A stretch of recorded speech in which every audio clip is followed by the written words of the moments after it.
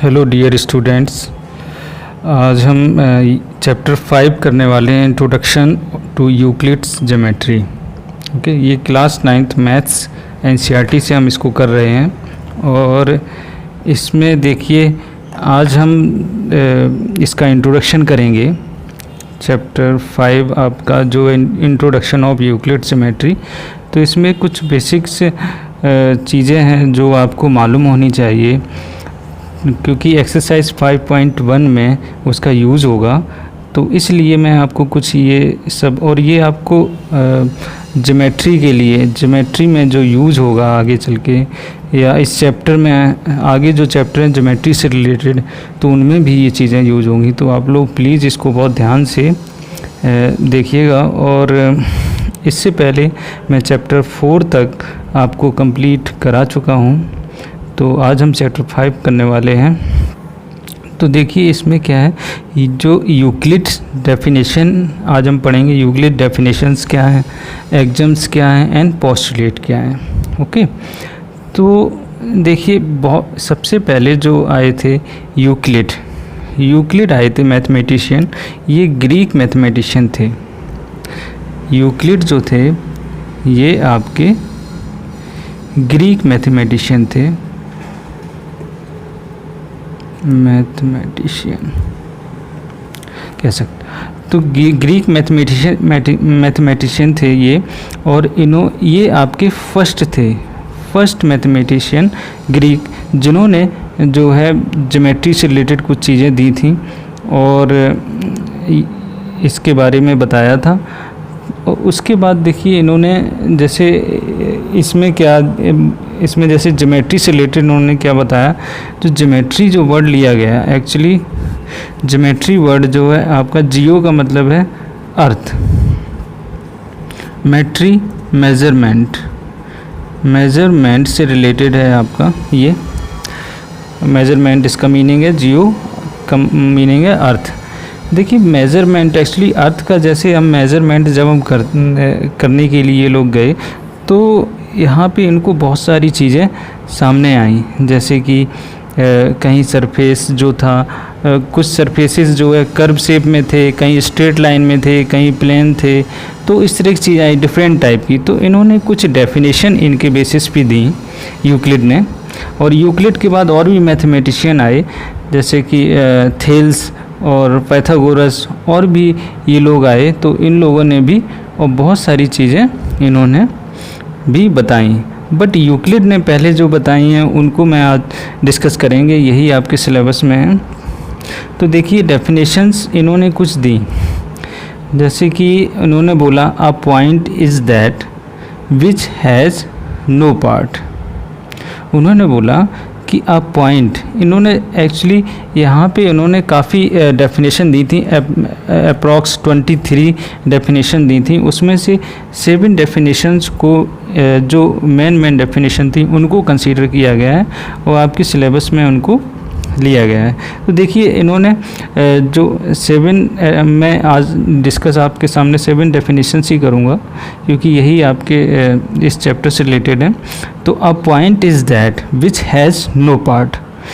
तो first definition है a point, जैसे कि सपोज मैं यहाँ पे एक पॉइंट ये लगा देता हूँ, ठीक, ये पॉइंट तो मैंने बहुत बड़ा लगा दिया, तो इससे भी बहुत ही स्मॉल तो पॉइंट होता है। अ पॉइंट इज़ दैट, उसके बारे में बात हो रही है। A point is that which has no part. Point का मतलब है कि पॉइंट के बारे में बताया कि इसका कोई पार्ट नहीं होता है। इस तरह की चीज़ है जिसका कोई पार्ट नहीं है, वो आपका पॉइंट कहलाएगा। A point is that which has no part.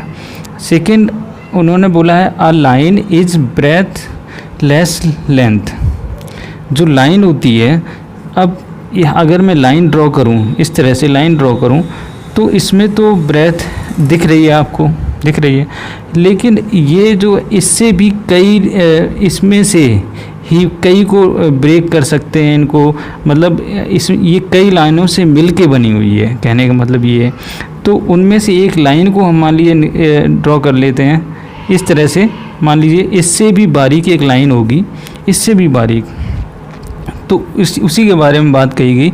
तो कहीं स्ट्रेट लाइन है, उनसे मिलके ये बनी हुई लाइन, और भी लाइन होंगी। तो ये तो मैंने काफ़ी, इसकी ब्रेथ जो है काफ़ी ज़्यादा है, जो मैं बताना चाह रहा हूँ उससे काफ़ी ज़्यादा है। तो इसमें तो उसी लाइन के बारे में डेफिनेशन, उसी लाइन के बारे में बताया है। A line is breadthless length, a line is breadthless length, मतलब इस तरह की लाइन होती है और वो ब्रेथलेस होती है, उन्होंने बोला। और पॉइंट के बारे में बताया, पॉइंट हम उसी को कहेंगे जिसका कोई पार्ट ना हो, which has no part. A line is breadthless length. उसके बाद थर्ड उन्होंने बताया the lengths, the ends of a line, ends of the line, जैसे लाइन के जो ये जो है एंड पॉइंट, ये ends of a line are points. इन्होंने ये भी बोला कि जो लाइन है, स्ट्रेट लाइन आपकी जो लाइन रहेगी, उसके अगर एंड्स को आप देखोगे तो वो पॉइंट होंगे। और पॉइंट के बारे में उन्होंने ऑलरेडी बता दिया, a point is that which has no parts. तो ये स्ट्रेट लाइन की अगर बात करूँ तो इस पर बहुत सारे पॉइंट होते हैं। इन पॉइंट्स को, जैसे बहुत सारे पॉइंट हैं, इन पॉइंट को मिलाते हुए आप एक लाइन को ड्रॉ कर सकते हो। तो ये नेक्स्ट वाला पॉइंट उन्होंने बोला है, अ straight line is a line which lies evenly with the points on itself. इस पे मतलब ये है, स्ट्रेट लाइन पे बहुत सारे पॉइंट्स लाई करेंगे। इन्होंने नेक्स्ट डेफिनेशन में इन्होंने यही बोला था। तो उसके बाद नेक्स्ट देखिए, आ सरफेस इज़ दैट। अगर मैं सरफेस की बात करूं, जैसे यही सरफेस है, a surface is that which has length and breadth only. कोई अगर सरफेस में बात करूं तो उसकी कुछ ना कुछ लेंथ होगी, कुछ ना कुछ ब्रेथ होगी। तो ये बोला है उन्होंने कि कोई भी सरफेस है उसकी कुछ लेंथ होगी, ब्रेथ होगी। ओके, तो उसके बाद देखिए next, the edges of a surface are lines, edges of the surface are lines. Edges की बात करूं, जैसे कि किसी सरफेस की, मान लो ये है, ये सरफेस है, ये सपोज, और किसी शेप में भी हो सकती है। The edges of a surface are lines. अब देखिए एजेस की बात करें, मतलब इसके किनारे जो हैं, इसका जो किनारा है वो एक लाइन को बता रहा होगा। The edges of a surface are lines. A plane surface is a surface, जो प्लेन सरफेस है, ये मान लीजिए plane surface is a surface which lies evenly with the straight lines on itself. अब जैसे इस पे बहुत सारी स्ट्रेट लाइन लाई कर रही होंगी, इन लाइन से मिलके ही ये सरफेस बनता है। इन लाइन को ज्वाइन किया गया है तभी तो ये सरफेस मिला है, तभी तो ये सरफेस मिला है। तो कुछ इस तरह से भी लाइन होंगी या इस तरह से भी लाइन होंगी, तो उन्हीं लाइंस को मिक्स कर दिया गया एक साथ, तो ये हमें एक प्लेन सरफेस मिल जाएगा। तो कुछ इस तरह की इन्होंने डेफिनेशन बताई थी। 7 डेफिनेशंस को हमने यहाँ पे कंसीडर किया है।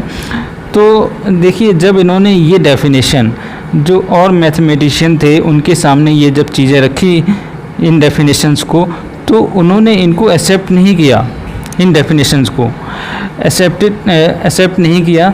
इसलिए इनको ज्योमेट्री के अनडिफाइंड टर्म के अंडर कंसीडर किया गया है।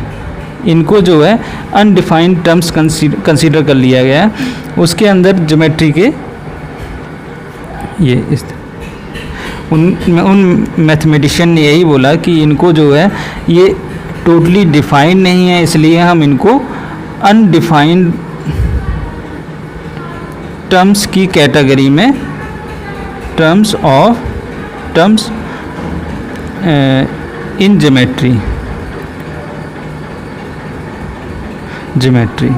तो अनडिफाइंड टर्म्स इन ज्योमेट्री में इनको कंसीडर किया गया है। ओके, तो इन्होंने फिर क्या किया, इन्होंने और स्टडी की, इन यूक्लिड्स ने, और स्टडी करने के बाद इन्होंने कुछ एक्जम्स एंड पोस्टुलेट बताए। एक्जम्स एंड पोस्टुलेट के बारे में अगर मैं बात करूं, तो एग्ज़ाम्स जो होते हैं वो आपके मैथमेटिक्स में हर जगह अप्लाई होंगे। मतलब आप ये कह सकते हो applicable all are in mathematics. Okay, applicable all are in mathematics. इनका एग्ज़ाम का हर जगह यूज होगा, जहाँ भी आप मैथ्स पढ़ोगे वहाँ पे एग्ज़ाम्स का यूज कर सकते हो। बट अगर पोस्टुलेट की बात करूँ,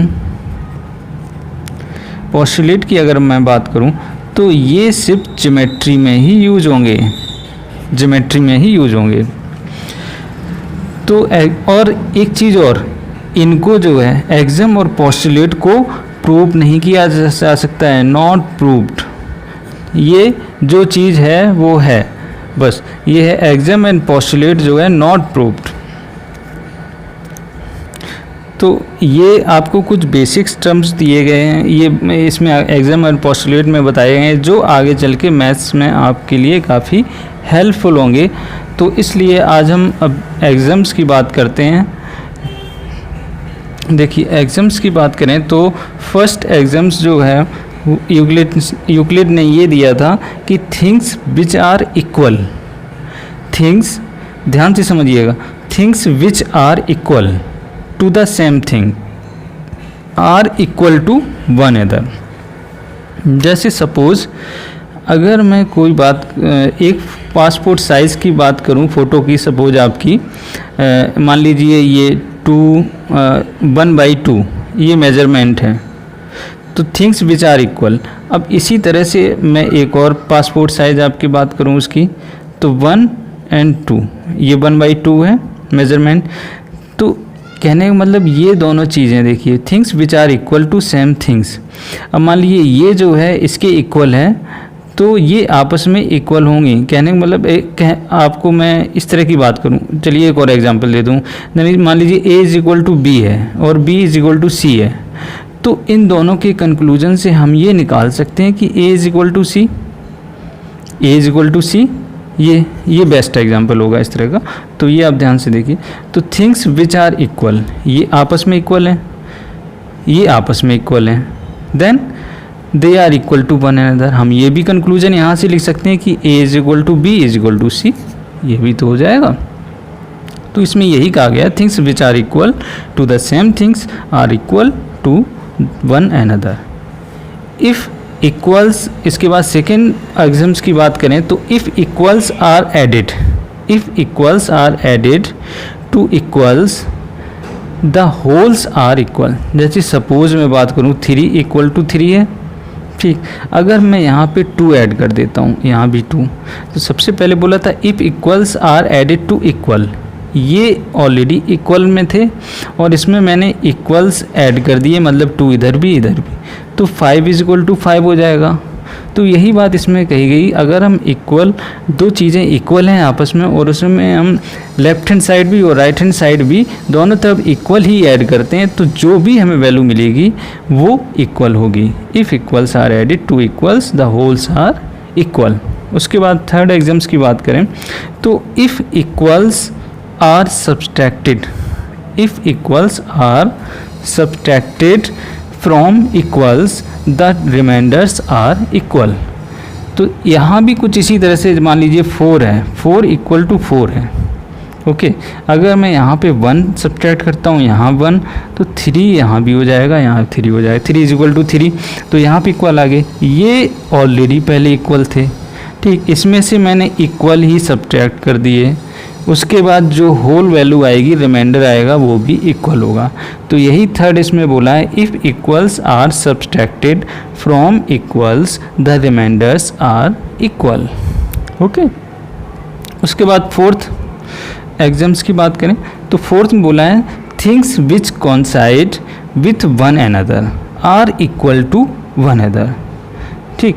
अब जैसे कोई भी चीज़ है, जैसे मान लो ये कोई, मान लीजिए ये इस तरह से, ये मान लीजिए कोई सिक्का है 1 रुपीज़ का, 1 रुपीज़ का कॉइन है, तो 1 रुपीज़ का कॉइन अगर उसके ऊपर 1 रुपीज़ का कॉइन रखोगे तो इक्वल हैं दोनों, तभी तो वो हो रहे हैं कॉन्साइड। तो things which coincide with one another equal to. और अब मैंने कॉइन के बताया, और भी कोई एग्जांपल दे सकते हो, जैसे कि मान लीजिए किसी पेपर को इस तरह से कट कर लो, उतनी मेजरमेंट का एक और कट कर लिया, तो ये इसके ऊपर जब आप रखोगे तो ये एक दूसरे को ढक लेगा, ओके। तो यही इसमें बोला है कि ढकना मतलब पूरे को कवर कर लेना, वही कॉन्साइड करना होता है। तो things which coincide with one another are equal to one another, तो ये चीज़ें जो होंगी वो इक्वल में होंगी।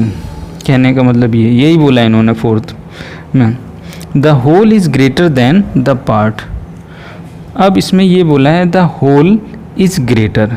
होल जैसे सपोज मैं बात करूं कि यहाँ से मैं इतना सा पार्ट ले लेता हूँ ये, तो होल जो है ये कहने का मतलब ये जो बड़ा पार्ट है ये जो है इसका ही पार्ट होगा।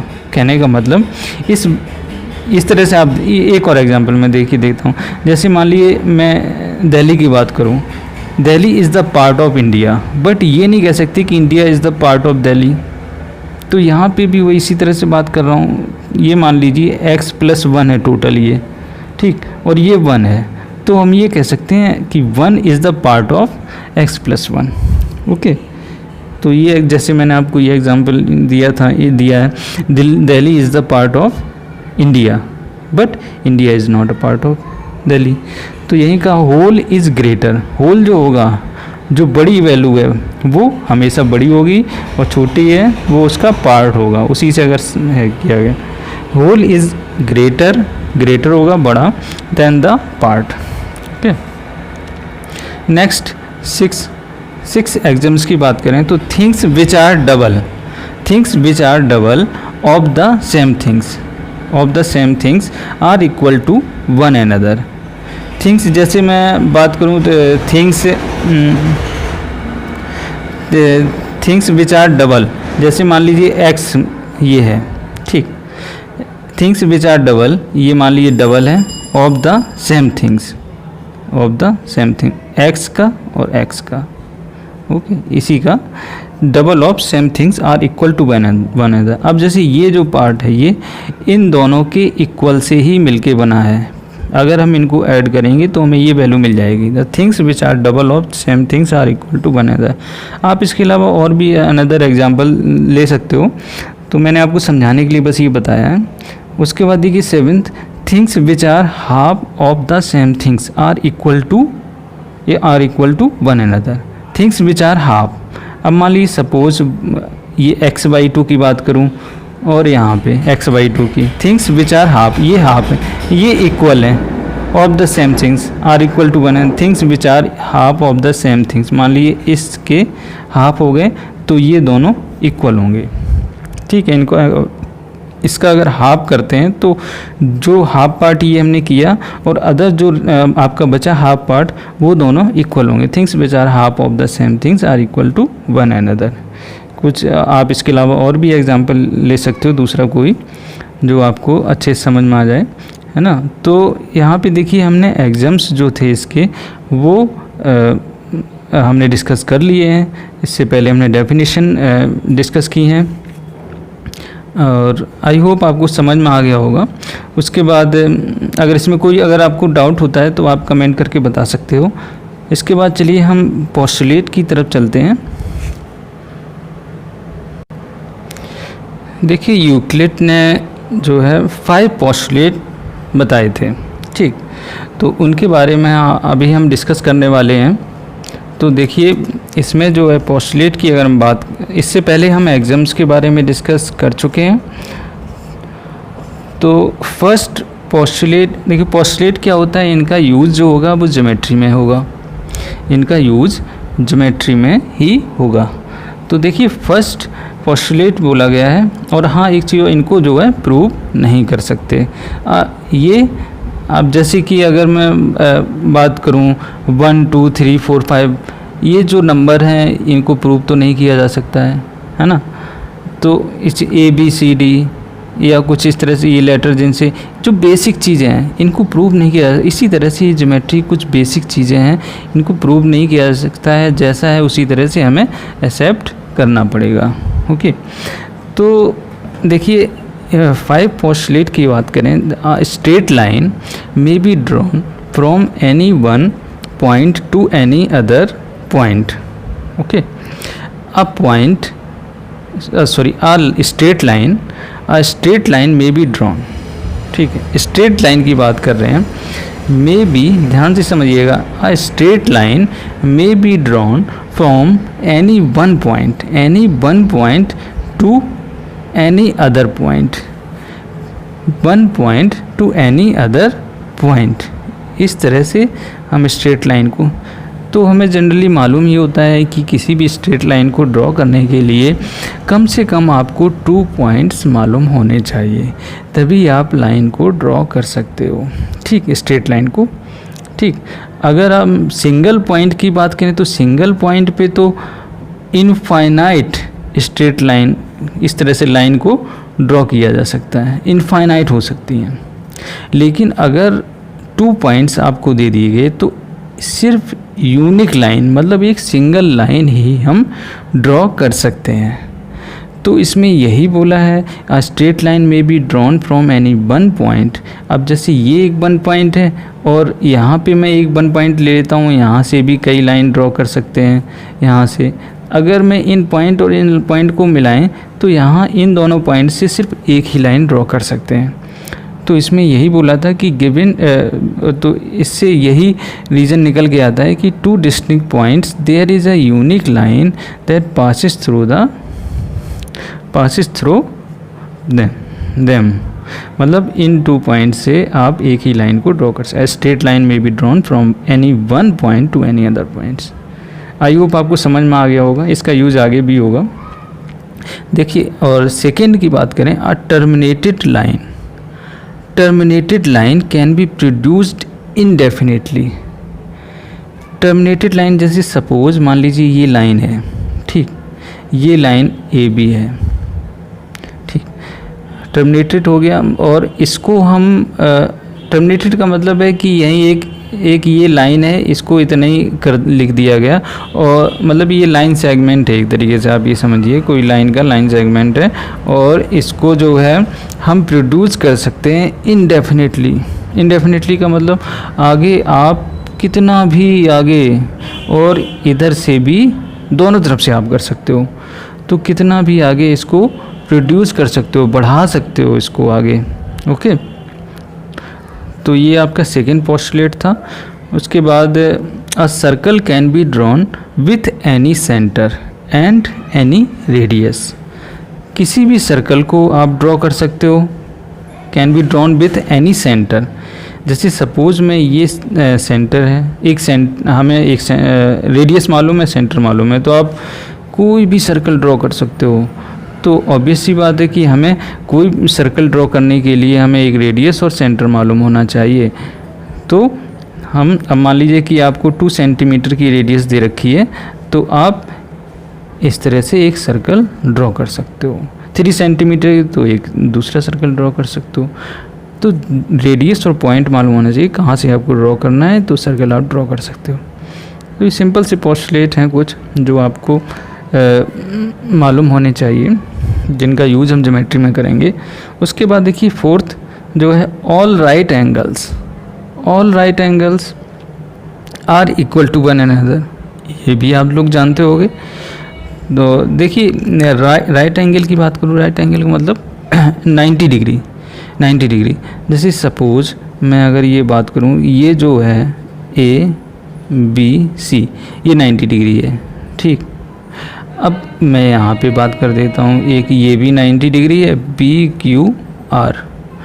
तो हम ये कह सकते हैं angle A is equal to angle Q होगा, या angle B A C is equal to angle P Q R, ये भी कह सकते हैं, क्योंकि ये भी 90 डिग्री, ये भी 90 डिग्री। तो इसमें यही बोला है कि all right angles are equal to one another. जितने भी राइट एंगल होंगे वो आपस में इक्वल होंगे, ठीक। उसके बाद देखिए फिफ्थ पोस्टुलेट की बात करें तो फिफ्थ पोस्टुलेट में बोला है, if a straight line falling on 2 straight line. इसको ध्यान से समझिएगा, if a straight line falling on 2 straight line makes the interior angles on the same side of it taken together less than 2 right angles, then the 2 straight lines if produced indefinitely meet on that side on which the sum of angles is less than two right angles. Less than, अभी आपको नहीं आया समझ में, अभी नहीं आया होगा, मैं आपको फिर से बताता हूँ. देखिए, if a straight line falling on two straight line, falling two straight line, जैसे सपोज मान लीजिए मैं इस तरह से बात करूँ, एक ये स्ट्रेट लाइन है ए, और ए मान लेते हैं ए बी, ये है ना, एक ये स्ट्रेट लाइन है, एक ये स्ट्रेट लाइन है सी डी. ओके, तो इसमें ये बोला if a straight line falling on two straight line, एक स्ट्रेट लाइन, अब इस पे इस तरह से, ये इस लाइन की बात हो रही है, straight line falling on two straight line makes, अब टू स्ट्रेट लाइन अब आगे बताता हूँ मैं आपको. ये एक स्ट्रेट लाइन, ठीक, falling on two straight line makes the interior angle, makes the interior angle की बात करें तो ये देखिए इंटीरियर एंगल्स होंगे, एक ये होगा, एक ये होगा, एक ये होगा, ठीक. ओके, तो कहने का मतलब ये है कि interior angles on the same side, on the same side, अगर मैं इसकी बात करूँ, ये एंगल 1, ये मान लीजिए पी क्यू स्ट्रेट लाइन है, 1 2 3 4 line makes the interior angles on the same side of it taken together less than two right angles. अब देखिए इसमें टू राइट एंगल्स का मतलब 90 + 90 is equal to 180 degree, 180 degree 90 + 90 मतलब एक राइट एंगल की value कितनी 90 डिग्री है, टू राइट एंगल की value 180 degree. It taken together less than two right angle, मतलब 180 डिग्री से क्या होना चाहिए, लेस वैल्यू होनी चाहिए. Okay, then the two straight line if produce indefinitely meet on the side on which the sum of angle is less than two right angle. तो देखिए ये कह रहा है कि जैसे कि 180 डिग्री से जिधर लेस होगा, अगर हम इन दोनों को ऐड करते हैं, यहाँ पे वैल्यू अगर मान लीजिए इस साइड मान लीजिए एंगल 3 प्लस एंगल 4 ये आ जाता है 200 डिग्री. ओके, और इधर वैल्यू आ जाती है आपकी एंगल 1 प्लस एंगल 2, ये मान लीजिए आपका 160 डिग्री आ जाता है, ये इस तरह से 160 डिग्री आ जाता है. तो अब देखिए ये क्या है, ये less value angle 1 plus angle 2 ये लेस देन है 180 डिग्री से, यही ना, यही बात इसमें कही जा रही है, 160 डिग्री लेस देन 180 डिग्री, ये है लेस है. तो इस केस में क्या होगा, मान लीजिए इधर लेस है, ये 160 डिग्री है, तो इस केस में जब आप इसको आगे बढ़ाओगे, इसको आगे बढ़ाओगे, इसको बढ़ाओगे आगे, तो ये कहीं ना कहीं जाके मिलेंगे, मीट करेंगे. तो इसमें यही कह रहा है कि then the two straight line if produce indefinitely meet on that side on which the sum of angles is less than two right angles. ठीक, समझ में आया आप? देखिए इसमें एक बार और मैं इसको पढ़ के बता देता हूँ, अब आपको देखिए अच्छे से समझ में आ जाएगा. If a straight line falling on two straight line, falling on to straight line makes the interior angles on the same side of it taken together less than two right angles, then the two straight lines if produced indefinitely meet on that side on which the sum of angles is less than two right angles.